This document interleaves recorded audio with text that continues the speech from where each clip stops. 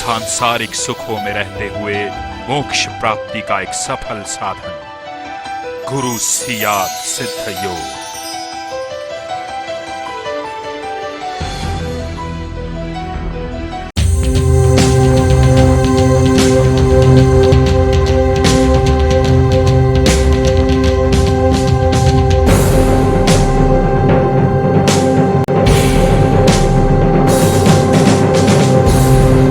बहुत सारे लोग अपने सेशन में आने भी लगे हैं। आज देखिए, आज कन्याकुमारी से राधा कृष्णन गुरु भाई आज आए हुए हैं, तो पूरा भारत जुड़ रहा है। आप देखें, इसमें बड़े आनंद का और गुरु कृपा है कि आज हमारे सेशन में भारत के सुदूर दक्षिण छोर मतलब रामेश्वरम कन्याकुमारी वहां तक से गुरु भाई जुड़ रहे हैं। तो आने वाले समय में पूरी दुनिया ही जुड़ेगी। बस आप सबका सहयोग, आप सबका स्नेह प्रेम, आप सबकी जो शुभकामनाएं हैं हमारे साथ हम सब मिलके करें, इस सेशन में बनी रहे। अब नरेश जी भाई साहब प्रार्थना करते हुए गुरुदेव गीता वाचन करेंगे। नरेश जी भाई साहब। जय गुरुदेव। सभी गुरु भाई बहनों को जय गुरुदेव। दैनिक क्रम में जैसा कि हम हमेशा गुरुदेव से प्रार्थना करते हैं, मैं प्रार्थना को दोहराता हूँ, आप मन में उसे प्रार्थना को दोहराइए। जय गुरुदेव। मुक्तिदाता श्री गुरु चरण में कोटि कोटि प्रणाम। सद्गुरुदेव कृपा सिंधु आपकी करुणा दीजिए। गुरुदेव संजीवनी मंत्र का अनवरत जप दीजिए। आनंद रूप गुरुदेव आपके स्वरूप का ध्यान दीजिए। गुरुदेव आप मुझ में और मैं आप में शिव स्वरूप गंगाईनाथ जी के लिए जो समर्पण आपका है वो समर्पण हमें भी दीजिए। श्री कल की सभी जीवों का कल्याण कीजिए। श्री कल की सभी जीवात्माओं का उद्धार कीजिए। गुरु रूप परम पिता हमारे अपराधों को क्षमा कीजिए। समर्थ सद्गुरुदेव त्रिविधि तापों को शांत कीजिए। श्री गुरु इच्छा सर्वोपरि, गुरु आदेश का पालन हो। समर्थ सद्गुरुदेव श्री रामलाल जी सियाग की जय जयकार हो। जैसा कि हम नियमित रूप से गीता जी का अध्ययन करते हैं और अभी हम गीता जी के 6ठे अध्याय ध्यान योग का जो अध्याय है उसका अध्ययन कर रहे हैं। उसी क्रम में 26वें श्लोक से प्रारंभ करते हैं। यतो यतो निश्चरति मनश्चंचलम स्थिरम ततस्ततो नियम्येदात्मन्येव वशम नयेत। अर्थात भगवान श्री कृष्ण ने अर्जुन से कहा, जब जब ये चंचल एवं अस्थिर मन किसी भी कारण से भटकता है, योगी को उसे उन विकर्षणों से हटाकर आत्मा के पूर्व एवं पूर्ण नियंत्रण में ले लेना चाहिए। तो भगवान श्री कृष्ण ने अर्जुन से जो बातें कही वो सब एक गुरु और शिष्य का संवाद है। गुरु के रूप में भगवान ने अर्जुन से ही कहा कि किस प्रकार से ध्यान योग किया जाता है और किस प्रकार से मन को स्थिर किया जाता है।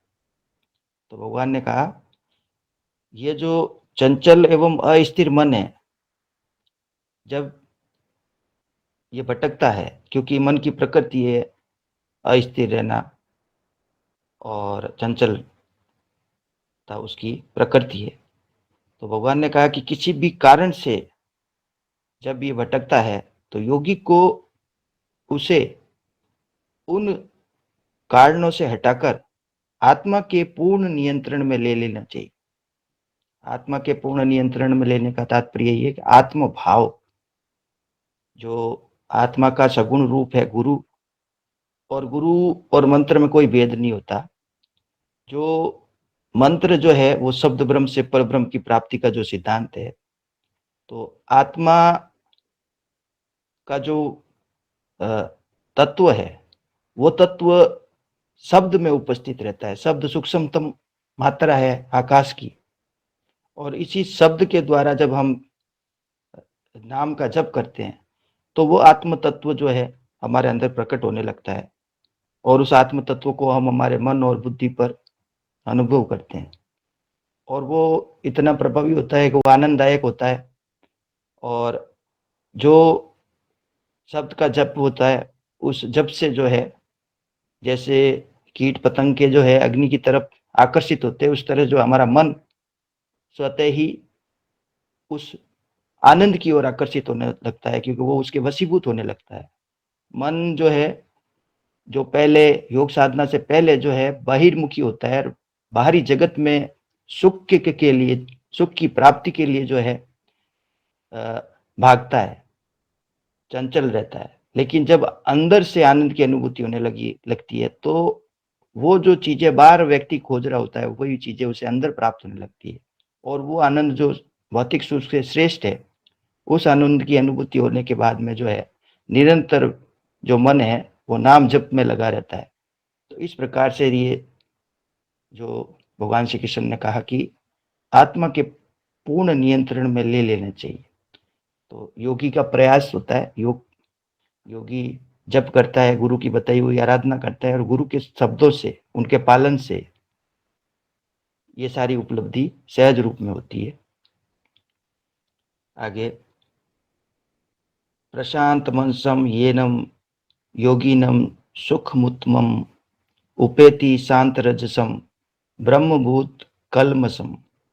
अर्थात वह योगी जिसने अपने मन को पूर्ण रूप से शांत कर लिया है तथा जिसने अपने आवेगों को नियंत्रित कर लिया है एवं उन्हें सभी दोषों से मुक्त कर लिया है और जो ब्रह्म के साथ एक है, वास्तव में उसने परमानंद को प्राप्त कर लिया है। तो भगवान श्री कृष्ण ने अर्जुन से कहा कि जब साधक ध्यान योग करता है तो ऐसी स्थिति भी उसे प्राप्त होती है जिसमें योगी मन को पूर्ण रूप से शांत कर लेता है तथा आवेग, जो काम, क्रोध, लोभ, जो हमारे अंदर के जो अनियंत्रित आवेग है वो हमें अशांत करते हैं, लेकिन योगी उन सभी दोषों से मुक्त हो जाता है और ब्रह्म में और जीव में कोई भेद नहीं रहता, जीवात्मा और परमात्मा में कोई भेद नहीं रहता, क्योंकि जीवात्मा परमात्मा के साथ एक हो जाता है। तो वास्तव में ऐसा होने पर जो है योगी को परमानंद की अनुभूति होती है। इसलिए श्री अरविंद ने कहा कि श्री कृष्ण आनंदमय है और जब हम गुरुदेव का ध्यान करते हैं तो उनके स्वरूप में आनंद की अनुभूति हमें होती है, क्योंकि जो शब्द है और जो गुरु है उनमें कोई भेद नहीं है। जो सगुण साकार रूप है ईश्वर का और जो गुरु तत्व है, वो तत्व जो है जब जागृत हो जाता है, जैसे गुरुदेव ने कहा कि मेरे गुरु गंगाईनाथ जी की कृपा से मेरे अंदर ये तत्व जागृत हो गया, तो ये गुरु की कृपा से शिष्य के अंदर ये सामर्थ्य विकसित हो जाती है और फिर वो जो अपना जो परिवर्तन गुरु में आ गया वो परिवर्तन शिष्य में भी आता है। तो ये आनंद की अनुभूति भी हमें होती है, चित्त भी हमारा स्थिर होता चला जाता है और अंतोगत्वा सत्य में व्यक्ति स्थित हो जाता है जब उसे आत्म साक्षात्कार हो जाता है। तो ये क्रमिक विकास है और एक के बाद एक होने वाला परिवर्तन योग के द्वारा हमें प्राप्त होता है। आगे, युजनेवं सदात्मानं योगी विगत कल्मषः सुखेन ब्रह्म स्पर्श मत्यंतम सुख मसनुते। अर्थात भगवान श्री कृष्ण ने कहा, सभी दोषों से मुक्त हुआ योगी इस प्रकार निरंतर आत्मा को योग के कार्य में लगाता हुआ ब्रह्म में नित्य लीन रहने के आनंद को सहज ही प्राप्त कर लेता है। योग, गुरुदेव कहते हैं, योग शारीरिक कसरत नहीं है और भगवान श्री कृष्ण भी इस श्लोक के माध्यम से ये बता रहे हैं अर्जुन को कि निरंतर आत्मा को योग के कार्य, योग अर्थात मिलाना, जो चेतना है हमारी चेतना, उसको उच्चतर चेतना से मिलाना, चेतना के स्वरूप में जो शब्द या जो स्वरूप गुरु का है जो मूर्ति गुरु की है उसका ध्यान। तो योग, गीता में भगवान श्री कृष्ण ने कहा कि कर्म के द्वारा भी योग होता है। जो कर्म रूपी यज्ञ हम कर रहे हैं, जिसमें कि हम आत्म कल्याण की भावना से निष्काम कर्म योग करते हैं, तो जो भी हमारा कर्म होता है जीवन में, वो कर्म भी हमें जो है योग देने वाला होता है। यदि हम अच्छे कार्य कर रहे हैं और अच्छी प्रेरणा, अच्छे लक्ष्य को लेकर कार्य करते हैं, तो वो कर्म जो है वो भी हमें आनंद देता है। तो इस प्रकार से जो है, जब हम गुरु के शब्दों का पालन करते हैं, उनकी आज्ञा का पालन करते हैं, और गीता में बताया गया जो योग है वो कर्म योग भी है, ज्ञान योग भी है। तो इस प्रकार से भगवान ने कहा कि कर्म करते हुए भी ईश्वर को प्राप्त किया जा सकता है। और यही बात अर्जुन को कही कि तू युद्ध कर, और वो भी बिना फल की इच्छा के, निमित्त मानते हुए। तो बिना अहंकार के जब हम कर्म करते हैं तो वो कर्म दिव्य कर्म बन जाता है। और योग जो है, चलते फिरते भी योग हमारे शरीर में सिद्ध होने लगता है, और ध्यान और जप के द्वारा भी जो है योग हमारे अंदर सिद्ध होने लगता है। तो हमारे जो सारी क्रियाकलाप हैं वो योग में जुड़ जाते हैं, संयुक्त हो जाते हैं। और इसीलिए श्री अरविंद ने कहा है कि संपूर्ण जीवन ही योग है। तो संपूर्ण जीवन योग है, लेकिन गुरु से दीक्षा लेने के पहले का जो जीवन होता है वो पशुवत होता है। उसमें व्यक्ति विषयों के साथ योग करता है, बाहरी जगत के विषयों के साथ, भोगों के साथ योग करता है। और जब गुरु से जुड़ जाता है तो जैसा गुरुदेव कहते हैं कि दूसरा जन्म दाता गुरु होता है। तो द्विज का सिद्धांत जो है, उसमें फिर साधक यदि जो है गुरुदेव के मार्गदर्शन में चलता है और अभ्यास करता है तो वो योग सिद्ध होता है। और ये योग इसी रूप में भगवान श्री कृष्ण ने बताया कि निरंतर आत्मा को योग के कार्य में लगाता हुआ बाह्य में नित्य लीन रहने के ब्रह्म आनंद को सहज ही प्राप्त कर लेता है। तो ये इस प्रकार से आनंद की अनुभूति सबसे पहले हमारे गुरुदेव के शिष्यों को इसीलिए होती है कि आनंद, चित्त और सत, ये 3 कोश हैं। और इन तीनों कोशों में जो सबसे पहला स्टेप है वो आनंद का ही है। और गुरुदेव ने कहा कि आनंद की अनुभूति भी इतनी तीव्र होती है कि साधक का जो मन और बुद्धि जो है वो इतने आकर्षित हो जाते हैं आनंद के प्रति कि वो उन्हें छोड़ने का उसमें मन करता ही नहीं है। वो ये निश्चय ही नहीं कर पाता कि मैं आनंद से आगे भी बढ़ूं। लेकिन ये गुरु कृपा से जो है नियंत्रित तरीके से गुरुदेव अपने साधक में विकास करते हैं, और आनंद से ऊपर फिर चित्त में प्रवेश करता है, और फिर चित्त से सत में योगी प्रवेश करता है। आगे, सर्वभूतस्थमात्मानं सर्वभूतानि चात्मनि ईक्षते योग युक्तात्मा सर्वत्र समदर्शन। अर्थात योग द्वारा आत्मा को परमात्मा से एक रूप करके सबके प्रति समदृष्टि रखकर तब योगी अपनी आत्मा को सब जीवों में और सब जीवों को परमात्मा में देखता है। तो किस प्रकार से समदृष्टि जो है वो महत्वपूर्ण है, समभाव भी महत्वपूर्ण है, समदृष्टि भी महत्वपूर्ण है। क्योंकि समता का विकास समभाव से होता है। और जब तक योगी जो है अपने आप को एक रूप ईश्वर से नहीं कर लेता, परमात्मा से एक रूप नहीं कर लेता, तो पूर्ण विकास उसी का नाम है। और उसके बिना परम शांति अनुभव नहीं हो सकती। लेकिन चूंकि भौतिक जगत में व्यक्ति जो है राग और द्वेष के वशीभूत रहता है, ईर्ष्या और घृणा उसमें आवी रहती है, तो वो अपने और पराये में भेद करता है। एक व्यक्ति का जो मुख्य चिंतन का विषय होता है कि अपनी खुद की श्रेष्ठता को सिद्ध करना, तो वो जो श्रेष्ठता का भाव है, अहंकार का भाव है, जैसे हम रावण के जीवन में देखते हैं, कंस के जीवन में देखते हैं, तो यही वो मुख्य कारण होता है जिसके कारण व्यक्ति जो है शांति तक नहीं पहुंच पाता है। ज्ञान तो शास्त्रों से पढ़ के वो समझने का प्रयास करता है, लेकिन वो भाव जो है, श्रेष्ठता का भाव, उसमें से नहीं जाता। तो भगवान ने कहा कि सबके प्रति समदृष्टि रखकर योगी अपनी आत्मा को सब जीवों में मतलब सभी जीवों में, चाहे वो पशु, वनस्पति या बाहरी जगत में कोई व्यक्ति, तो मनुष्य, पशु और प्राणी कोई भी, तो उस सब में वो जो है अपनी आत्मा को देखता है, सब जीवों में देखता है और सब जीवों को परमात्मा में देखता है और स्वयं को भी और अन्य जीवों को, प्राणियों को जो है वो परमात्मा में देखता है। तो इस प्रकार से, इस भाव से जब योगी जीवन में परिवर्तन अनुभव करता है तो उसका अहंकार जो है धीरे धीरे क्षीण हो जाता है और वो परमात्मा से संयुक्त हो जाता है। तो जो परिवर्तन अंदर आ रहा है वो बाहर भी आएगा। ऐसा नहीं है कि गुरुदेव ने जो कहा कि मैं शरीर रूपी ग्रंथ पढ़ाता हूँ, तो हम जब योग की आराधना करते हैं, हमारा मन जब स्थिर हो जाता है, तो मन के स्थिर होते ही वो आत्म तत्व का जो प्रकाश है स्वयं ही अंदर से प्रकट होने लगता है। हमारे अंदर ऐसी प्रेरणा होने लगती है कि हम जिन लोगों से पहले घृणा कर रहे होते हैं या जिनसे हमारा संघर्ष होता है, वो संघर्ष प्रेम में बदल जाता है, समदृष्टि में बदल जाता है। तो पहले ये परिवर्तन हमारे अंदर होता है, फिर ये हमें बाहर भौतिक जगत में अनुभूत होता है।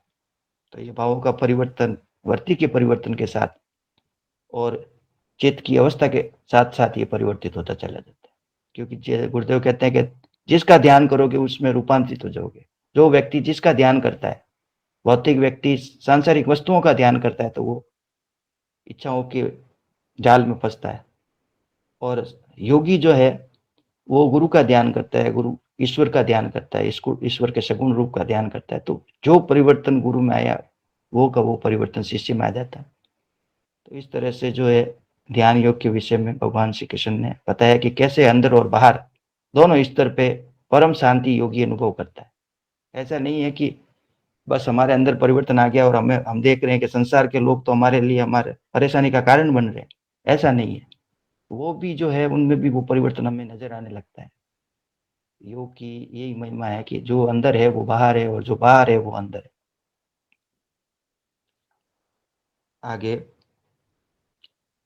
यो माम पश्यति सर्वत्र सर्वं च मयि पश्यति तस्यहं न प्रणश्यामि स च मे न प्रणश्यति। अर्थात जो व्यक्ति मुझे सर्वत्र देखता है तथा प्रत्येक वस्तु को मुझ में देखता है, मैं उसकी दृष्टि से कभी ओझल नहीं होता और न ही वह मेरी दृष्टि से कभी ओझल होता है। भगवान श्री कृष्ण ने कहा कि योग साधना में जब व्यक्ति इस स्थिति को प्राप्त हो जाता है कि वो सर्वत्र जब ईश्वर को देखता है, सब वस्तुओं में जो है उस ईश्वर को देखता है, तो उस अवस्था में जो है वो भगवान की दृष्टि से कभी ओझल नहीं होता और उसकी दृष्टि से भगवान कभी ओझल नहीं होते। तो जैसे हम ईश्वर को जिन भावों से बचते हैं, उन्हीं भावों से ईश्वर हमारे सामने प्रकट रहते हैं। तो ये महिमा भगवान की है कि भगवान श्री कृष्ण ने कहा है कि एकमात्र मेरे द्वारा सगुण रूप में प्रकट होकर जो है अन्न और जल, पुष्प आदि को मैं ग्रहण करता हूँ जब भक्त मेरे लिए उसका आह्वान करता है। तो भगवान की ये महिमा है कि जो आत्मा स्वयं जो है जड़ और चेतन सभी में उपस्थित है, और उस आत्मा को जब हम हृदय से याद करते हैं, पुकारते हैं और जिस भी भाव से उनको पुकारते हैं, तो उस भाव में वो हमारे सामने प्रकट होते हैं। तो ये भावों के द्वारा जुड़ना, विवेक के द्वारा ईश्वर को देखना, ये सारा परिवर्तन भगवान ने एक प्रक्रिया के तहत अर्जुन को बताया कि योग की साधना है, अभ्यास है। ये अभ्यास जो गुरु ने बताया है वो अभ्यास ही हमारी चाबी है। उस अभ्यास के द्वारा यह परिवर्तन आता है, कर्म करना पड़ता है। कर्म किए बिना परिवर्तन नहीं आ सकता, क्योंकि कर्म किए बिना व्यक्ति एक क्षण रह भी नहीं सकता। तो यही भगवान श्री कृष्ण ने कहा कि जो मेरे को जैसे बचता है, जैसे मेरे को देखता है, वैसे ही मैं उसके सामने उपस्थित रहता हूँ। आगे, सर्वभूत स्थितम यो माम भजयति अथवा मा स्थितः सर्वथा वर्तमानोपि स योगी मयि वर्तते। अर्थात भगवान श्री कृष्ण ने कहा जो योगी मुझे सभी जीवों में व्याप्त अनुभव करता है, जो दिव्य एकत्व में स्थिर रहता है, चाहे उसकी जीवन शैली जो भी हो, वह योगी सदा मुझ में स्थिर रहता है। तो भगवान श्री कृष्ण ने अर्जुन को कहा कि सभी जीवों में जो योगी मुझे व्याप्त अनुभव करता है, मतलब जो कुछ भी है वो सर्वम खलविदम ब्रह्म, जो कुछ भी है उस एकमात्र आत्मा की उपस्थिति है, जड़ और चेतन जो भी है, जो इस दिव्य एकत्व में स्थित रहता है। ये दिव्य एकत्व मतलब अद्वैत की स्थिति, ऐसी स्थिति प्राप्त हो जाती है योगी को कि द्वैत भाव रहता ही नहीं। तो व्यक्ति की जो स्थिति है उसके बारे में भगवान श्री कृष्ण ने कहा कि उसकी जीवन शैली में जो भी है वह योगी सदा मुझ में स्थित रहता है। एकत्व को प्राप्त योगी जो है द्वैत भाव में नहीं रहता, दो है ही नहीं, एकमात्र एक परम सत्ता। तो ये प्रत्यक्ष अनुभूति और साक्षात्कार का विषय है, जैसे भगवान श्री कृष्ण ने पहले बताया कि किस प्रकार से अपने लक्ष्य पर केंद्रित रहते हुए ध्यान करना है, आराधना करनी है, किस प्रकार से जो है मन पर नियंत्रण प्राप्त करना है, इंद्रियों पर नियंत्रण प्राप्त करना है। तो ये एक प्रैक्टिकल विधि जो है उसको जब हम फॉलो करते हैं तो ये सारा परिवर्तन स्वतः ही हमारे अंदर आता है। आगे, आत्मौपम्येन सर्वत्र समम पश्यति यो अर्जुन, सुखम वा यदि वा दुखम च योगी परमो मतः। अर्थात भगवान श्री कृष्ण ने अर्जुन से कहा, हे अर्जुन, सर्वोत्तम योगी वह है जो सुख में या दुख में अन्य लोगों के प्रति वैसा ही अनुभव करता है जैसा वह स्वयं के लिए अनुभव करता है। तो धर्म की परिभाषा क्या है? धर्म की परिभाषा यही है, सभी संतों ने एक ही स्वर में कहा है कि जैसा जैसा व्यवहार आप अपने लिए चाहते हैं वैसा ही आप दूसरों के लिए कीजिए। तो यही तो बात भगवान श्री कृष्ण ने कही कि सर्वोत्तम योगी वह है जो सुख में और दुख में, कैसी भी परिस्थिति हो, सुख की अनुभूति हो या दुख की अनुभूति हो, वह योगी अन्य लोगों के प्रति वैसा ही अनुभव करता है, अर्थात वैसी ही फीलिंग रखता है जैसा वह स्वयं के लिए करता है, जैसा वह स्वयं के लिए सोचता है, जैसा वह स्वयं के लिए अनुभव करता है, उसी तरह से वह दूसरों का ख्याल रखता है। तो ये अंदर और बाहर का जो बैलेंस है वो योग के द्वारा स्थापित हो जाता है। और फिर जो है व्यक्ति ना तो किसी से ईर्ष्या करता है, ना किसी से घृणा करता है, क्योंकि वो खुद से ही खुद की क्यों घृणा करेगा, क्योंकि वो सब में वो इस ईश्वर को ही देखता है। तो इस तरह का जो दिव्य रूपांतरण हमारे व्यवहार में, हमारे भावों में, हमारे मानसिक, बौद्धिक, शारीरिक सभी स्तरों पे जो है ये परिवर्तन आता है।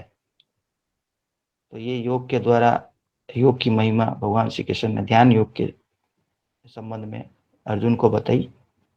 आगे का शेष भाग कल हम पढ़ेंगे। जो कुछ भी हमने पढ़ा, जो कुछ भी हमने सुना, सब गुरुदेव के चरणों में समर्पित। जय गुरुदेव।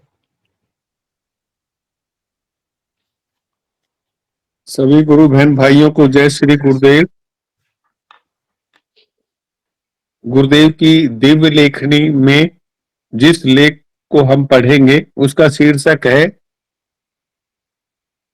हिंदू धर्म क्या है। गुरुदेव ने 19 फरवरी 1988 को ये लेख लिखा था। गुरुदेव लिखते हैं, वास्तव में आज संसार के लोग जिनको हिंदू कहकर संबोधित करते हैं वे लोग वास्तव में वेदांती हैं। स्वामी विवेकानंद जी के अनुसार हिंदू कोई धर्म नहीं है, यह सिंधु का मात्र अपभ्रंश है। वास्तव में वेदों को मानने वाले वेदांती लोगों को ही आज संसार में हिंदू कहकर संबोधित करते हैं। वेदों की व्यवस्था के अनुसार जो लोग चलते हैं वही वेदांती हैं। वेदांत धर्म ही सनातन आदि धर्म है। वेदों की भाषा संस्कृत है। यह भाषा आज की संस्कृत भाषा की व्याकरण से नहीं बंधती है, ऐसा सभी विद्वानों का मत है। यही कारण है वेदों को समझ न पाने के कारण अर्थ का अनर्थ हो रहा है। संस्कृत भाषा देव भाषा है या वह मूल भाषा है जिसे वर्तमान मनवंतर के आरंभ में उत्तर मेरु के निवासी बोलते थे, पर अपने विशुद्ध रूप में यह द्वापर या कलयुग की संस्कृत नहीं है। यह सतयुग की भाषा है जो वाक और अर्थ के सच्चे और पूर्ण संबंध पर प्रतिष्ठित है। इसके प्रत्येक स्वर एवं व्यंजन में एक विशेष एवं अविच्छेद्य शक्ति है जो वस्तुओं की निज प्रकृति के कारण ही अपना अस्तित्व रखती है, न कि विकास या मानवीय चुनाव के कारण। ये मूलभूत ध्वनियां हैं जो तांत्रिक बीज मंत्रों का आधार है और स्वयं मंत्र का प्रभाव निर्मित करती हैं। वेदों की भाषा के संबंध में महर्षि अरविंद जैसे संत की यह मान्यता है।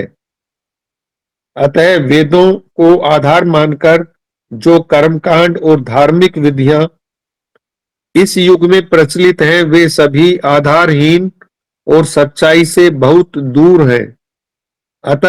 अतः अगर हमें वेदों की कुछ सच्ची झलक देखनी हो तो हमारे पुराणों का अध्ययन करने से अधिक लाभ होने की संभावना है। पुराणों की रचना व्यास जी ने की थी। पुराणों की रचना क्योंकि सतयुग में नहीं हुई, अतः पूर्ण सच्चाई का ज्ञान तो संभव नहीं है, परंतु फिर भी पुराण अन्य ग्रंथों से वेदों के अधिक निकट है। सतयुग में प्रत्येक मानव का उस परम सत्ता से सीधा संपर्क था। युग युग में यह अंतर बढ़ता ही गया। दूरी के हिसाब से आज का मानव सभी सीमाओं का अतिक्रमण करते हुए चरम सीमा तक पहुंच रहा है। हमारा विज्ञान भी कहता है कि ऐसी स्थिति में पहुंचने पर हर वस्तु का स्वरूप परिवर्तित हो जाता है। इस संबंध में विष्णु पुराण में हमें स्पष्ट बताता है विष्णु पुराण हमें बताता है कि सतयुग में विष्णु यज्ञ के रूप में अवतरित होते हैं। विष्णु पुराण हमें बताता है कि सतयुग में विष्णु यज्ञ के रूप में अवतरित होते हैं। त्रेता में विजेता और राजा तथा द्वापर में व्यास, संकलनकार, संहिताकार और शास्त्रकार के रूप में। इसका अर्थ यह नहीं कि ये याज्ञिक कर्म के रूप में अवतरित होते हैं।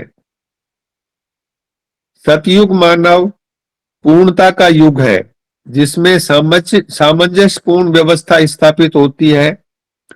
पूर्ण या चतुष्पाद धर्म का युग है जिसका पालन योग की पूर्ण और सार्वभौम उपलब्धि पर या परमेश्वर के साथ सीधे संबंध पर निर्भर है। चतुष्पाद धर्म है ब्राह्मणत्व, क्षत्रियत्व, वैश्यत्व और शूद्रत्व। इन चारों धर्मों का पूर्ण सामंजस्य। इसी कारण सतयुग में पृथक वर्ण अस्तित्व में नहीं रखते। त्रेता में ब्राह्मणत्व का ह्रास होने लगता है, पर वह क्षत्रियत्व की सहायता करने के लिए एक गौण शक्ति के रूप में बना ही रहता है। उस समय क्षत्रियत्व ही मानव जाति पर शासन करता है। मनुष्य जाति तब पहले की तरह अंतर्निष्ठ ब्रह्म ज्ञान से सहजता धारित वीर्य या तपस के द्वारा रक्षित नहीं होती, बल्कि वह एक ऐसे वीर्य या तपस द्वारा रक्षित होती है जो कुछ कठिनाई से ब्रह्म ज्ञान को पोषित करता है और उसे ध्वस्त होने से बचाता है। तथा विष्णु क्षत्रिय अर्थात वीर्य और तपस के विग्रहधारी केंद्र के रूप में अवतीर्ण होते हैं। सभी गुरु बहन भाइयों को जय श्री गुरुदेव। आज हम यहीं तक ही पढ़ेंगे, इसका जो शेष भाग है वो कल पढ़ेंगे। जय श्री गुरुदेव। अब अगली कड़ी में गुरु चर्चा को आरंभ करते हुए आज हमारे साथ हमारे नए गुरु भाई, नए मेहमान हैं कन्याकुमारी से, कृष्णन राधा जी। तो मैं उनसे निवेदन करूंगा कि वो अपना माइक ऑन करें और अपनी बात कहें। कृष्णन राधा सुधाकर गुरु भाई। जय गुरुदेव। हाँ, जय गुरुदेव गुरु भाई, आप अपनी हाँ, बात कहें। मेरा अराउंड 30 साल से एक सवाल के पीछे पड़ा हूँ, मुझे आज तक क्लियर हो नहीं पाया। 30 इयर्स हो गया, मेरा age at present 55 years. Okay, basically मैं मरीन इंजीनियर हूँ एंड MSc योगा भी कंप्लीट किया हुआ, बट स्टिल मेरा डाउट क्लियर नहीं हुआ। वो यही है, कर्म क्या है, पाप और पुण्य क्या है, ये किसने डिसाइड किया, और क्या ये सभी के लिए एप्लीकेबल है? प्लांट्स के लिए, एनिमल्स के लिए, इंसान सभी के लिए एप्लीकेबल है क्या? हाँ, मैंने मेरे ये सवाल करते 5 साल पहले एक माइक्रोसॉफ्ट टीम था, गुरुदेव उनका जो उधर एक ग्रुप चलाते थे, उसने ये सवाल किया था, थोड़ा हार्ट अटैक टाइप का हो गया, फिर उन्होंने बोला आप निकल जाओ, निकल गया। फिर विजय लक्ष्मी करके एक मैडम थी न्यूयॉर्क से, अमेरिका से, उन्होंने जुड़वाया, उधर भी मैंने ये सवाल किया, वो भी नाराज हो गया। पता नहीं क्या है, मैं सवाल कर रहा हूँ, उन लोग नाराज हो जाते हैं, और मेरा डाउट आज तक क्लियर हो नहीं पाया। इसका थोड़ा मुझे क्लियर करवा दीजिएगा। जी। हाँ, नरेश जी भाई साहब। जय गुरुदेव भाई साहब को। सवाल आपका बहुत अच्छा है, और सवाल जो है इसका उत्तर भी आपके सामने है, लेकिन आप उसको शायद समझ नहीं पा रहे हैं कि संसार की रचना होते ही पाप पुण्य की रचना साथ में होती है, क्योंकि ड्युअलिटी ऑफ एग्जिस्टेंस जिसे हम कहते हैं, दिन और रात के रूप में, जन्म और मृत्यु के रूप में, धर्म और अधर्म के रूप में, तो स्त्री और पुरुष के रूप में, जो ड्युअलिटी ऑफ एग्जिस्टेंस है, नेगेटिव और पॉजिटिव। तो लाइफ एग्जिस्ट करती है ड्युअलिटी के कारण।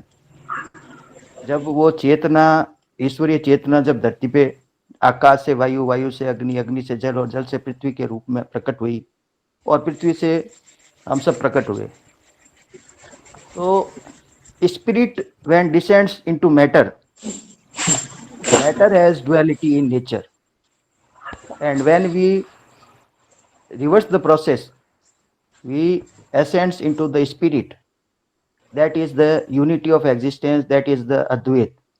So Dvait and Advait are two states of consciousness. So I think you have understood the material nature of life. Life exists due to the duality of nature, and that is Pap and Punya. नहीं गुरु भाई, मैं यही पूछना चाहता हूँ, है क्या पाप और पुण्य? तो है, वो है क्या है? पहला सवाल तो आपका ये था आप कि एक कब से, एग्जाम्पल दे दिए, कि एग्जाम्पल दे दीजिए, छोटे से एग्जाम्पल, लेमन लैंग्वेज में मुझे समझ में आ जाए। मैं आपको ये कहूँ कि अद्वैत का सिद्धांत तो आप जानते हैं ना, ये तो हमारे धर्म का सिद्धांत है ना। मैं ये जानता हूँ सिर्फ द्वैतम अद्वैतम, 1 और 2। हाँ, 1 और 2 आप उस जमाने में उस जमाने में जो पढ़ा लिखा लोग कम था, एंड जो पढ़ा लिखा है वो एकदम हाई फाई लेवल में था, तो उन लोग क्या है, जो अनपढ़ लोगों को समझाने के लिए मूर्ति पूजा स्टार्ट किया, मूर्ति के थ्रू अद्वैत में पहुंचने के लिए, 2 to 1 में जाने के लिए, मैं जहां तक समझता हूँ। हाँ, तो मैं यही तो कह रहा हूँ आपको। आपका पहला सवाल तो ये था कि पाप और पुण्य आया कब से, तो मैंने आपको जवाब दिया कि when life came into existence, पाप एंड पुण्य द्वैत केम इनटू एग्जिस्टेंस।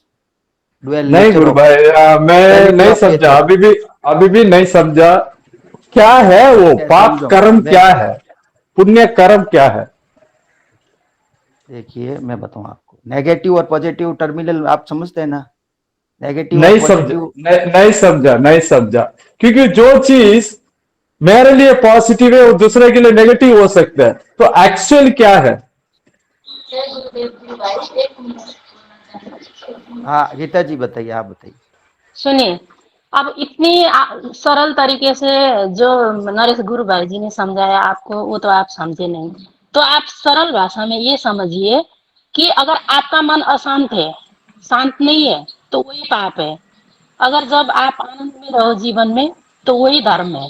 ये आपका जन्म से ही शुरू होता है, और जब तक आपको कोई भी फाइल तैयार नहीं होता, आप जब तक एकदम घूमते हो फिरते हो, तब। लेकिन जब से आपके अंदर विचार का प्रवाह होने लगेगा, आपके मन अशांत होने लगेगी, आपको किसी भी चीज से रिएक्शन होने लगेगा, तो वही पाप है।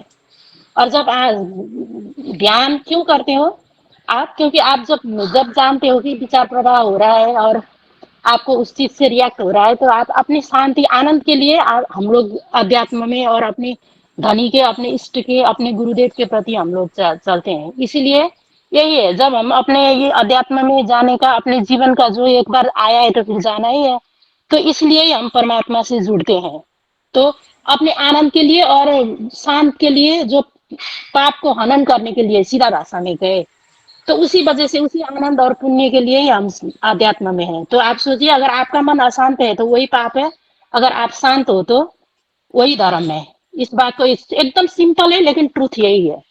जय गुरुदेव गुरु भाई, वो इतना ही मैडम, कहते हैं। मैडम वो आपका हिसाब से है ना, अभी जो बोल रहा है, आपका मन अगर अशांत है तो पाप है ना, शांत है तो पुण्य का, आपका हिसाब से है ना?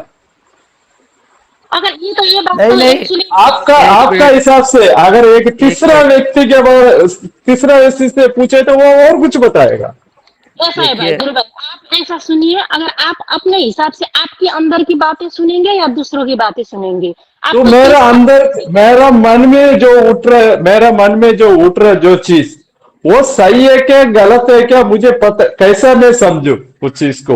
तो अगर एक आप सिंपल, नॉर्थ सुनिए इंडिया सुनिए में गाय को पूछते हैं, है ना, पूजा करते हैं नॉर्थ इंडिया में, साउथ इंडिया में वही गाय को इधर खाते हैं इधर। भाई, सुनिए ओके, सुनिए, कोई क्या करता है, सुनिए सिंपल भाषा में। गाय तो एक ही है।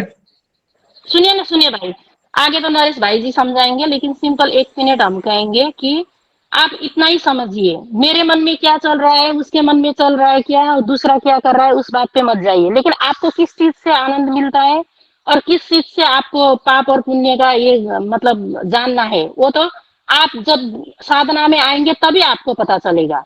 मैं ये 5 साल से कोई साधना कर रहा हूँ मैडम, 5 साल से साधना कर रहा हूँ।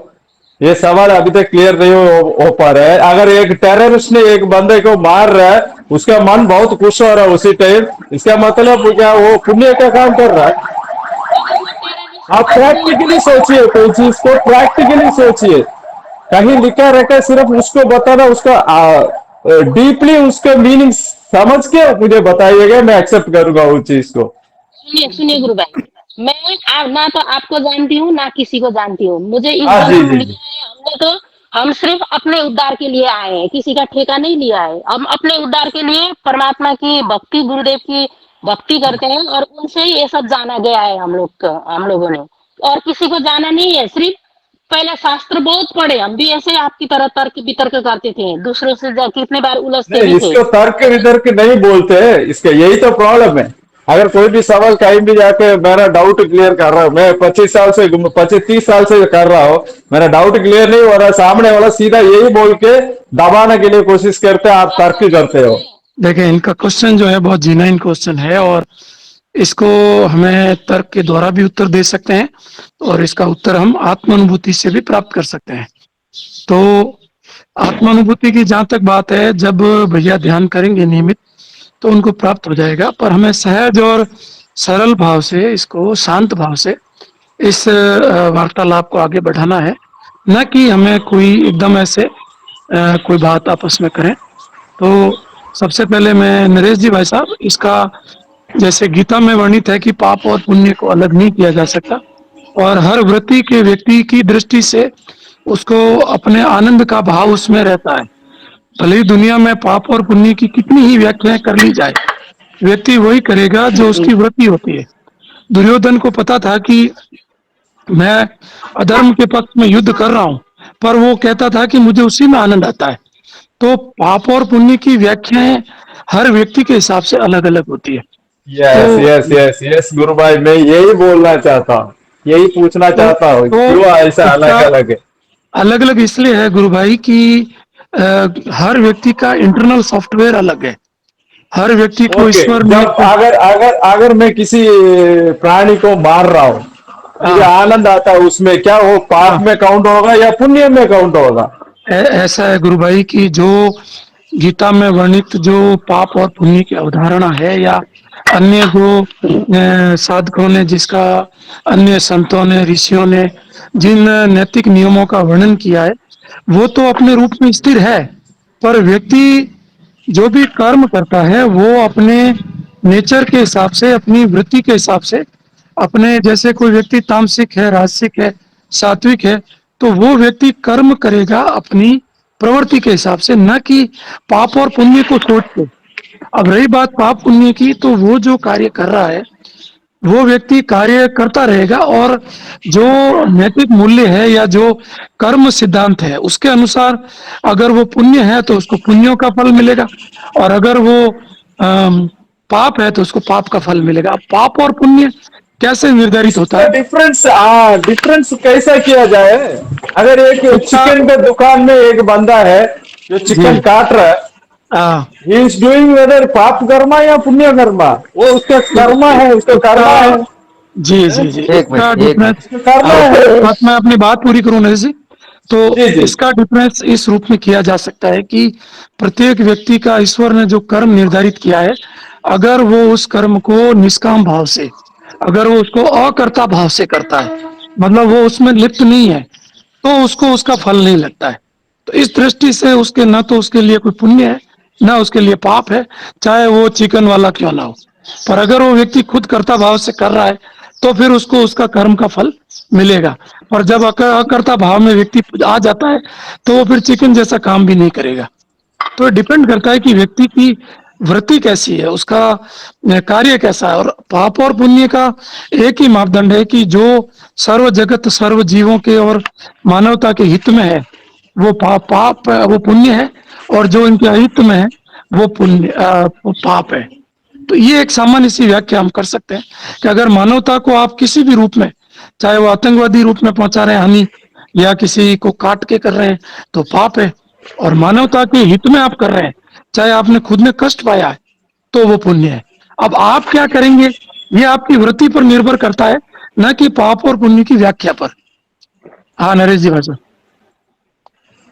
जी भाई साहब का जो है प्रश्न बार बार बदलता जा रहा है, ये खुद अपने प्रश्न पे स्थिर नहीं रहे हैं। पहले इन्होंने जो प्रश्न किया वो ये कहा कि ये पाप और पुण्य कब से है, हाँ जी, उसका आंसर मिला नहीं है। उसका मिला नहीं है। आपने तो सुना ही नहीं, इसलिए मिलेगा कहाँ से? आपने तो सुना ही नहीं नहीं। नहीं मैंने नहीं, कहा किसी ना ने आपको, बताया वो तो मैंने किसे मैंने नहीं, आपको कोई जो प्रॉब्लम कहा है, आप वो, रिपीट कर दीजिए।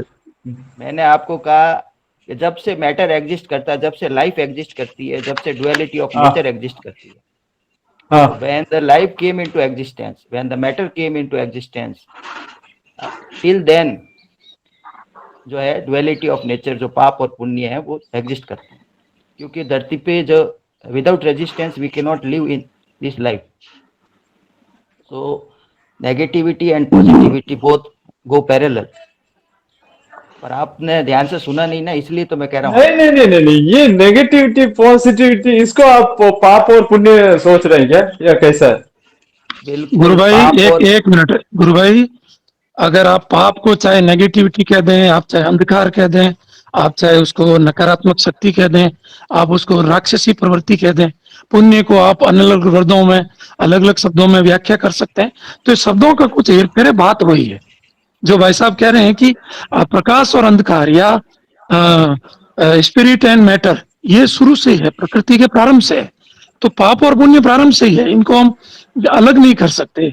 एक दृष्टि नहीं, से कोई पुण्य है प्रकाश तो, प्रकाश और अंधकार करके कोई चीज है क्या पहले? यही तो बात है गुरु भाई। प्रकाश जो लाइट है, गायत्री मंत्र क्या है, लाइट ही तो है।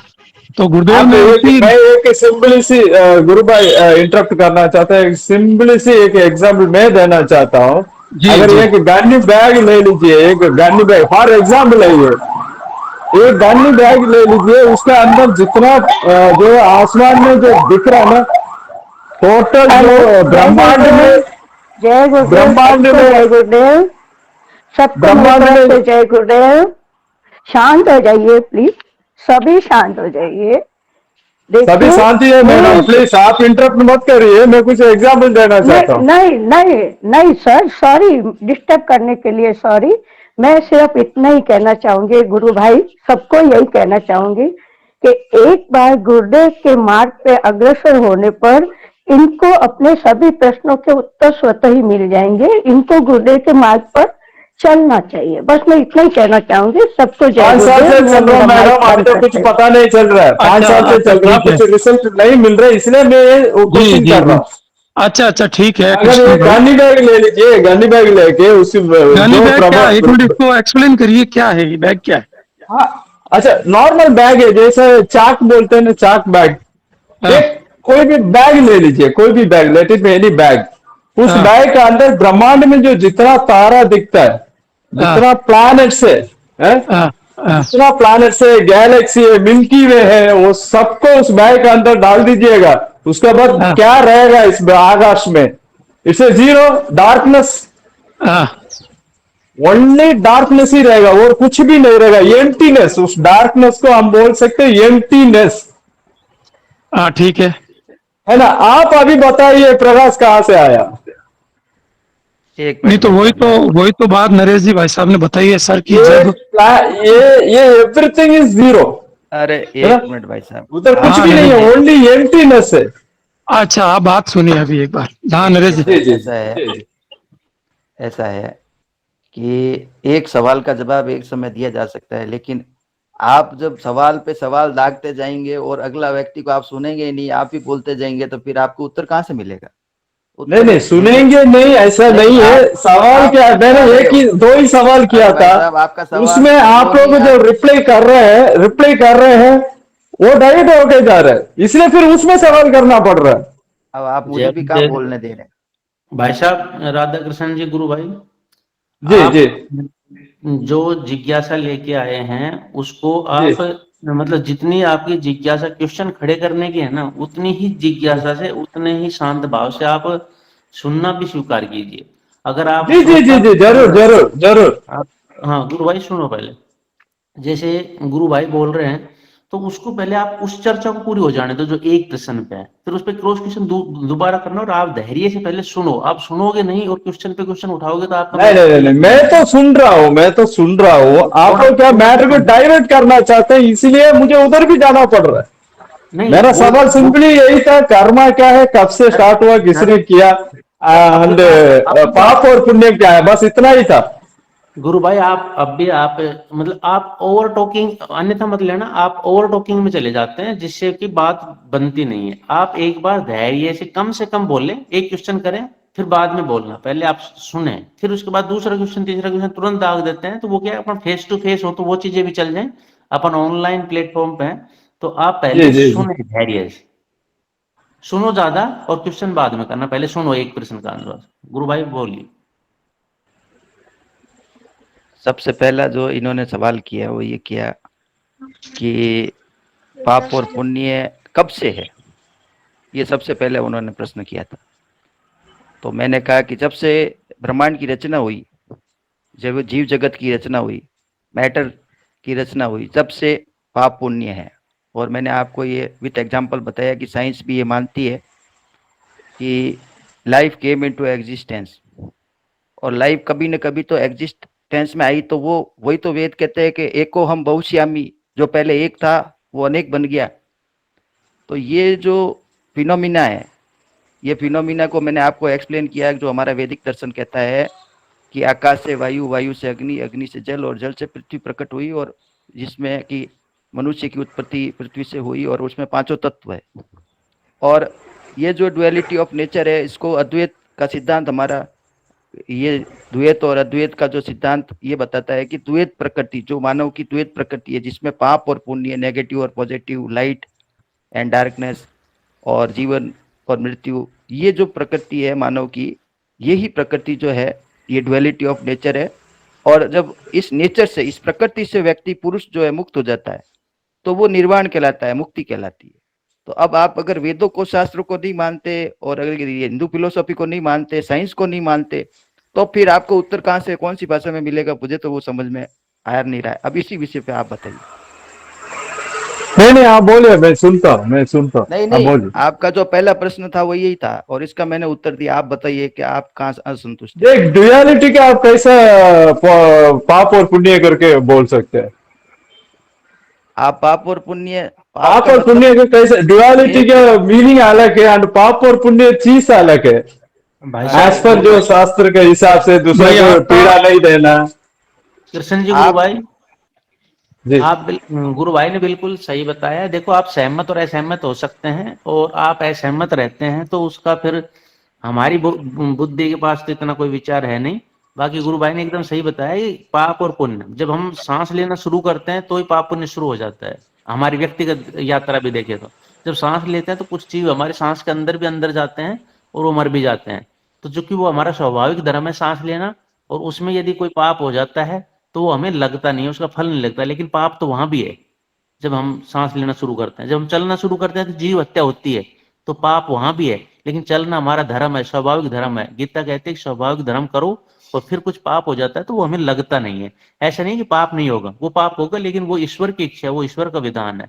तो गुरु भाई ने एकदम सही बताया, मैं सहमत हूं कि पाप और पुण्य जब से जन्म है तभी से है। अब आप अगला क्वेश्चन कीजिए जो आप कर रहे हैं, ये तो हमारे पास तो इसका यही जवाब है।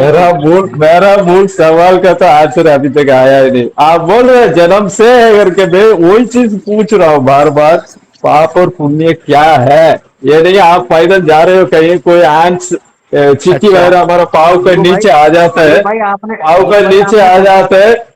एक बार सुनिए गुरु भाई, आप सुनिए, पहले सुनिए, बोलिए मत, थोड़ा सुनिए। जय गुरुदेव गुरु भाई। आपने जय गुरुदेव गुरु भाई। एक लाइन बोलूंगी, बस एक लाइन। जय गुरुदेव गुरु भाई। आप देखिए, ये जो मंच चल रहा है हमारा, ये यहाँ पर आप जितने भी कैंडिडेट जुड़े हुए हैं, इनमें से कोई भी पूर्ण नहीं है, कोई भी ईश्वर नहीं है। हाँ, ईश्वर तत्व को हम धारण करने वाले हैं, कर रहे हैं, लेकिन हम में से पूर्ण ईश्वर कोई नहीं है। और हमें जो एनर्जी मिल रही है वो सिर्फ और सिर्फ श्री सदगुरुदेव श्री रामलाल जी सियाग के द्वारा मिल रही है, उनके संजीवनी मंत्र से मिल रही है।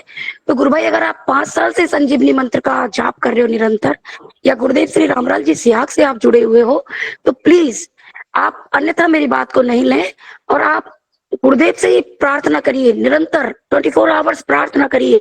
आपकी प्रार्थना में वो ताकत होगी कि आपको गुरुदेव अंदर से अनुभूत कराएंगे, आपकी बात का जवाब देंगे। तो गुरु भाई देखिए, आप किसी भी आंसर से अगर संतुष्ट नहीं है तो इसका मतलब हमारे अंदर, किसी के अंदर ये क्वालिटी नहीं है, ये एबिलिटी नहीं है कि हम आपको समझा सके। तो प्लीज आप अपना प्रश्न सिर्फ और सिर्फ गुरुदेव श्री रामलाल जी सियाग के ही चरणों में रखिए। और हाँ, एक बात और, कि अगर आपके अंदर गुरुदेव सियाग के मंत्र जाप से दया, करुणा, प्रेम, सौहार्द, संभाव, दृष्टा भाव अगर आता है तो वो सबसे बड़ा पुण्य है, बाकी सब कुछ पाप। जय गुरुदेव, जय श्री दादा गुरुदेव।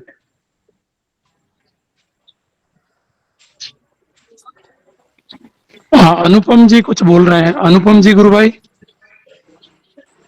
हाँ, मैं इनको यही बताना चाहता हूँ कि इनका क्वेश्चन मतलब इतना कम टाइम में वो सॉल्व नहीं होगा। तो आप मैसेज बॉक्स में अपना नंबर दे दिए, तो 1 to 1 आप बात कर लीजिए। सब लोग आपका ये जो क्वेश्चन है उसका जो आपको जो आंसर है 1 to 1 आप बात भी कर सकते हैं किसी से भी ना। तो नहीं, आपके नंबर मेरे पास है अपना जी। हाँ। इनके नंबर है अपने पास में, तो अब और जरूरत हुई तो चर्चा करेंगे भाई साहब से।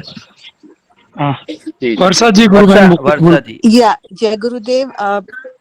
कृष्ण गुरु भाई के लिए मैं कहना चाहती हूँ, अगर हम किसी को मनसा वाचा कर्मा से दुख पहुंचाते हैं तो वो पाप है। अगर इसी मनसा वाचा कर्मा से हम किसी को सुख देते हैं, किसी का भला करते हैं, तो वो पुण्य है मेरे हिसाब से। जय गुरुदेव।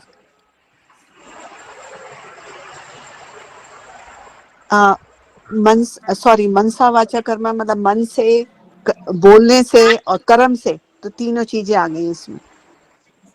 जय गुरुदेव। विजया दीदी ने हैंड रेज किया है, विजया दीदी। जय गुरुदेव। मास्टर भाई को भी ले मेरा लीजिए। एक प्रश्न है आज। कृष्ण कुमार भैया जी हैं जो अभी प्रश्न रखे थे। हाँ जी जी, लाइन में मैडम, बोलिए। हाँ, जय गुरुदेव गुरु भाई। जय गुरु। मुझे जहाँ तक जानकारी है कि आप पिछले 10-12 साल से ध्यान कर रहे हैं। लास्ट 5 years है मैम। 5 years से। आप जब हमारे पास आए थे आपका 1 साल बीता था। 5 साल आपका उसके नाम मैडम, आपका नाम? जिसको आपने आते ही ब्लैक लिस्टेड कर दिया, मैं वही नाम हाँ, की स्त्री हूँ। मिसेस विजय लक्ष्मी, विजय लक्ष्मी। हाँ, आपने आते हाँ ही हाँ, मुझे बोलिए ब्लैक लिस्टेड कर दिया ना। जी मैं जी जी वही जी। हूँ। हाँ हाँ, बोलिए। मैं बता रही हूँ आपको। आज मेरा आपसे एक प्रश्न है। मैं भी जी। एक प्रश्न में उलझ गई हूँ और मुझे लगता है कि 5 साल के गुरुदेव की साधना के दौरान आपके पास वो सरलतम प्रश्न का उत्तर तो जरूर होगा। इस ध्यान के दौरान आपने 5 साल में किस अवस्था पे पहुंचे हैं, कृपया कर मुझे बताएं।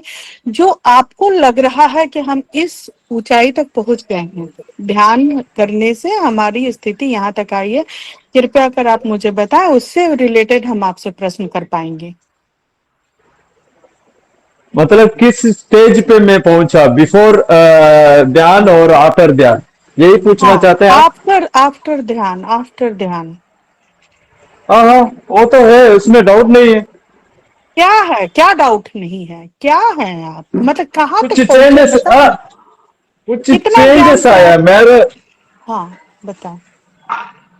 मेरे अंदर, कुछ बिहेवियर का चेंजेस आया। एक कैसा पॉजिटिव बिहेवियर। साइड का, पॉजिटिव साइड का। अच्छा, आपने अपने अंदर शांति, अच्छा व्यवहार, अच्छी बातचीत, कुछ आपने ऐसा सीखा क्या इस दौरान, कुछ भी नहीं आपको। नहीं नहीं नहीं, मेरा क्या, कुछ बैड हैबिट्स था वो सब छूट गया, इतना ही हुआ मेरा। एक मिनट आप लोग रुक जाइए, सब लोग। विजय बोलो दीदी, इनको उत्तर देने का मौका दीजिए। हाँ बोलो। सुधाकर भाई, अपना अपना उत्तर दीजिए संक्षिप्त में, ताकि आप सारी बातों पर हाँ जी डिस्कस। जी जी। मैं जी बोलिए। हाँ, मेडिटेशन करने के बाद मेरे अंदर थोड़ा बिहेवियर चेंजेस आया, पॉजिटिव साइड से आया, मुझे फील हो रहा है, मैं एक्सेप्ट भी कर रहा हूँ उस चीज को।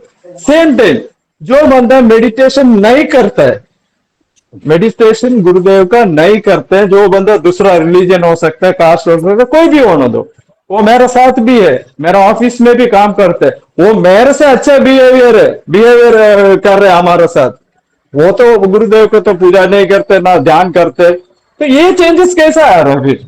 मैं बोलूं भैया। ये डिफरेंस क्यों है? आपने पूछा था कृष्णा मेरे से। ये कृष्णा कोई भैया, जरूरी नहीं है जो संजीवनी मंत्र जाते सिर्फ उनका अंदर ही एक ये मिनट पॉजिटिव अब थिंग्स आएगा, अभी ऐसा एक मिनट कोई जरूरी नहीं है।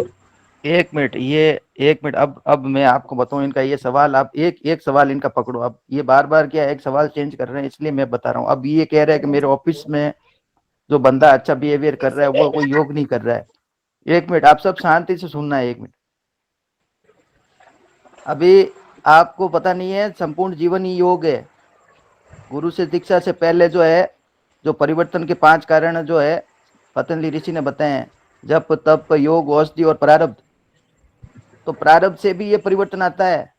आप स्टडी जब लिटरेचर करते ही नहीं, आप जब सुनते नहीं, जब समझते नहीं, एक तो आपके यही पास प्रॉब्लम दीक्षा, यही है, ये जो फिर तो आपका सुनिए, आप गुरु सुनिए भाई, मैं फिर ये आप प्रारब्ध संचित भाई कर्मा, साहब, क्रिया आप कर्मा, यार आप सुन इट्स ही नहीं बिला रहे। डिपेंडिंग अपॉन पाप और पुण्य करके बोला गया। अरे मैं वही यार, बेसिक चीज से अभी पूछ रहा हूँ, पाप और पुण्य अरे क्या है सुधाकर करके। भाई, आप सुधाकर भाई, सवाल, आप बात जी सुने पहले, पूरी बात सुने प्लीज, फिर आप अपनी बात कहें। हम ये भी गुरुदेव के शिष्य ही हैं और थोड़ा सा टाइम देते हैं। हाँ नरेश जी भाई साहब। बिल्कुल भाई साहब, एक प्रश्न का उत्तर लेना होता है एक समय में। आप इस चीज को समझ नहीं रहे हो। आप चलो कोई नहीं, आप गुरुदेव के शिष्य हो, हमारे लिए आप आदरणीय हो, और हम लोग आपसे नाराज नहीं है। आप भी ये समझ लेना कि हम जो बोल रहे हैं, जिस तरह आप बोलना चाह रहे हो उस तरह सभी बोलना चाह रहे हैं। गुरु भाई, अभी इन्होंने बोला कि मैं 5 साल से जुड़ा हूँ और मेरी बैड हैबिट्स खत्म हो गई। खत्म तो हुआ इनको करके ये नहीं कैसे बोला, पता। इससे सब चेंजेस आया। हाँ, चेंज आया और मैंने अपनी जी जी बैड हैबिट छोड़ दी। जी जी। आपने बोली ना ये बात, हाँ जी जी जी। तो आपको कैसे पता कि वो बुरी आदत है। बुरी आदत नहीं है, मैं कहाँ बोल रहा हूँ बुरी आदत है करके। आपने खुद बोला था दिस अभी इज थोड़ी देर पहले अकॉर्डिंग कि टू, मैंने बैड अकॉर्डिंग, हैबिट्स मेरी नहीं कम नहीं, हुई। कुछ बैड हाँ हैबिट्स यस मुझे यस छूट यस, गई। मेरे हिसाब से वो बैड हैबिट था। ओके, आपके मेरा हिसाब से ना, सामने वाला आपके वो कोई हिसाब दारू से। पीने वाले के लिए, दारू पीने वाले के लिए अच्छा डेली जो अब पी रहे हैं, वो बोलेगा सही है, अब बोलेगा। सुधाकर भाई सुनो, एक मिनट सुनो आप, है ना, एक मिनट सुनिए। हाँ। जी जी जी। हाँ प्रतिभा जी। आपके हिसाब से ना, आपने अपने हिसाब से माना ना उसको कि वो बैड हैबिट्स है, इसी तरह से हम यस यस मानते यस, हैं बुरे कर्म और अच्छे कर्म। तो वो मैं वही पूछ रहा हूँ मैडम, फाइनली उधर ही हम आके घूम अपने फिर के उधर ही हिसाब से आके रुक मानते रहे हैं हो। कि ये हमारे लिए अच्छा कर्म है और ये हमारे लिए बुरा कर्म। वो हमारा व्यक्तिगत होता है। जैसे आप मान रहे हो ना कि मेरी कुछ गलत आदतें क्या थी। ये सनातन धर्म सिर्फ एक इंडिया के लिए है क्या? आपका मीनिंग वही हो गया फिर, जो हिंदुइज्म को जो फॉलो करते हैं सिर्फ उनके लिए है, बाकी जीव जंतु के लिए जो जिस यूनिवर्स में है उसके लिए देखिए, नहीं है, फिर एप्लीकेबल नहीं आपने है। क्वेश्चन है ना? फिर आपने क्वेश्चन चेंज कर दिया कि चेंज नहीं किया, सनातन मैं धर्म सही को क्वेश्चन मार दो। कर रहा हूँ अब आप भाई लोग। साहब, मैं आप हर एक चीज एग्जैक्टली पे सही सच के क्वेश्चन लिए कर रहा हूँ। नहीं क्वेश्चन आप तो वो आपका आपके सही जय है। हिसाब से श्री तो हो सकता है, गुरुदेव, मतलब मैं जय बार श्री बार क्वेश्चन गुरुदेव, चेंज कर रहा हूँ, मूल जय क्वेश्चन श्री वही है। गुरुदेव, जय श्री गुरुदेव। प्लीज गुरु वंदना सुनाइए। मैं आदेश नहीं दे रही, प्रार्थना कर रही हूँ आप सबसे कि गुरु वंदना का समय हो गया है, तो गुरु वंदना सुना दीजिए प्लीज। जय गुरुदेव भाई साहब। हाँ नरेश जी। जी भाई साहब, मुझे तो बड़ा आनंद आया भाई साहब से मिलकर, राधा कृष्ण जी से, कि मन की चंचलता किस तरह कार्य करती है, और जो व्यक्ति अपने मूल सवाल पे जो है, एक सवाल पे नहीं, और उसका रूपांतरण करके जो जिस तरह से मतलब परिवर्तित होता है, ये भी मन की प्रकृति है, ये इन भाई साहब का दोस्त नहीं है। तो ये बड़ा आनंद आया इनसे मिलके, आज मुझे बड़ी विभूति के दर्शन हुए हैं, और हमारे भाई साहब गुरु मजा जीवन आया बड़ा सब। आनंद का विषय बना है। और भाई साहब हो आप आया सकता है करो आप रोज। लोगों को क्या था गुरु भाई, हाँ, आप नहीं, लोगों हमको को बहुत आनंद आया। समझाने की शक्ति आप लोगों को अंदर नहीं है, मेरा भाई कहना बिल्कुल, है। साहब आपको नहीं समझा सकते, दूसरा बाकी तो सामने सबकी बात वालों समझ को जाएंगे। ये भी हो सकता है आप समझाना भाई साहब, चाहते हो, अच्छी तरह समझा रहे हो और मुझे समझ भाई में नहीं आ साहब, रहा हूँ। आप रोज आया करो, आपने हमको बड़ा पूरा नहीं आनंद, सुना मैं क्या बोलना चाहता हूँ। हमें बड़ा हो आनंद आ सकता रहा है है भाई आप साहब। अच्छे से ऐसा है समझा रहे हो लेकिन मुझे सुधाकर जी, समझ में नहीं आ रहा। सुधाकर भैया, अरे एक मिनट, आपका नंबर मेरे पास है, हम आपसे और डिस्कस करेंगे। अभी इस मैटर जी को जी, यहीं रोक देते हैं और ओके। आपसे और फोन पे बात करेंगे हम लोग। जय श्री गुरुदेव, जय श्री गुरुदेव। बहुत अच्छा, और अच्छा भी लगा। हाँ मर्टिन। जय श्री गुरुदेव, बहुत अच्छा, और अच्छे सवाल भी थे और अच्छा भी लगा। और देखो सर, क्रॉस वर्ड्स तो होते ही रहते हैं, और कुछ अपन समझा भी पाते हैं, कुछ नहीं समझा पाते, क्योंकि अपन ईश्वर नहीं है, ये बात क्लियर है। और आज बहुत अच्छी बात बताता हूँ, मैं सुबह 5:30 बजे उठा, और मेरे सपने में 4:30 पहले उठा, फिर वापस नींद आ गई, फिर वह सपना आया मेरे को 5:30 बजे के आसपास, और एक बुजुर्ग आदमी आके मेरे को बोल रहे हैं कि आप ये लोग सेशन चला रहे हो, कुछ लोगों का नाम लिया, और बहुत अच्छा कार्य कर रहे हो, और अब समय सीमा होने वाला है, मुझे पता है सेशन का समय सीमा होने वाला है, ये बोल रहे थे वो। तो मैंने इनको, मेरे मिसेज को सपने में कहा कि मैडम देखो, इनको भी पता है कि अपन ये सेशन चला रहे हैं, कौन है ये, मोदी जी है, कौन है ये सीनियर आदमी। इतना कहा कि इन्होंने मेरे को आवाज लगी, उठो सेशन का टाइम हो गया, नींद खुल गई मेरी। जय श्री गुरुदेव।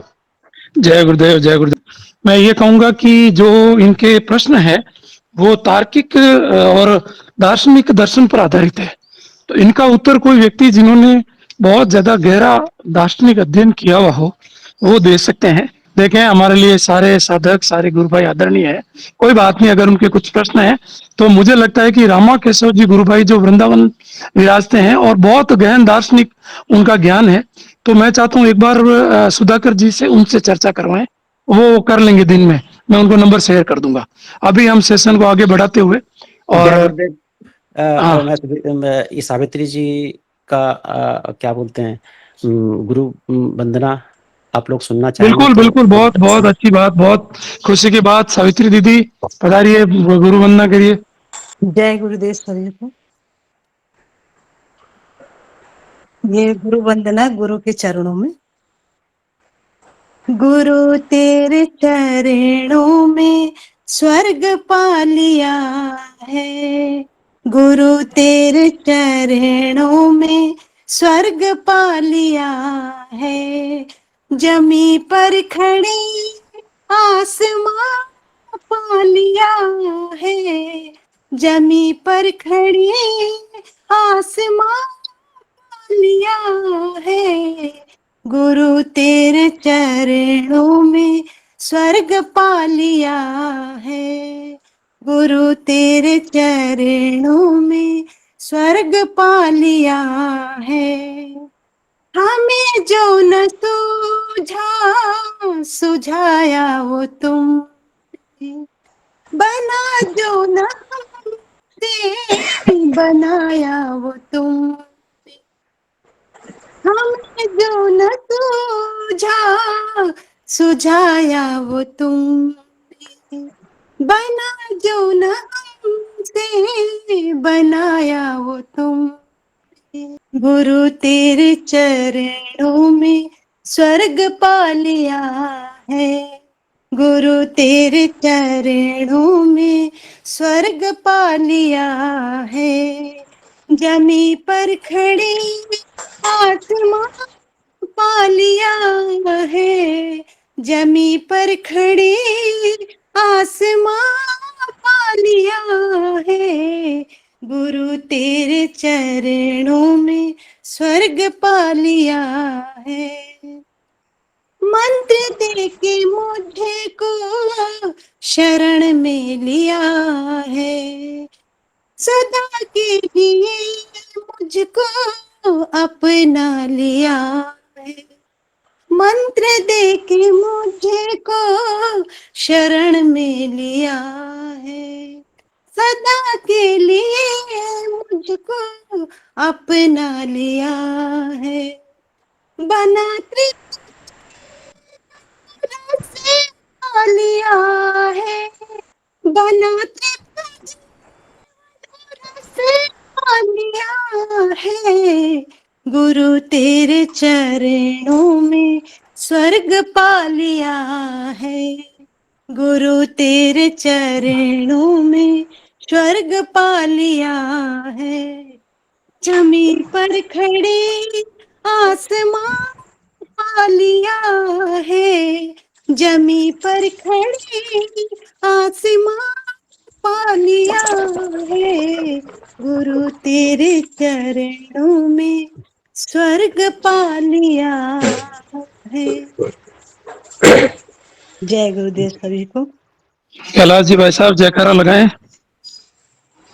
गुरुदेव की दिव्य चेतना सभी में सिद्ध हो, जगत व्यापी हो, जगत के कल्याण के लिए हो। दसम अवतार कल की भगवान की, महायोगी बाबा श्री गंगाई नाथ की, राधा स्वरूपा हमारी गुरु माँ जी की, मातृ शक्ति की, भारत माता की, सनातन धर्म की, वंदे वंदे, कल की सेना की, हर हर गुरुदेव, घर घर गुरुदेव, हर हर कल की, घर घर कल, सब ठीक हो जासी, सब ठीक हो जासी।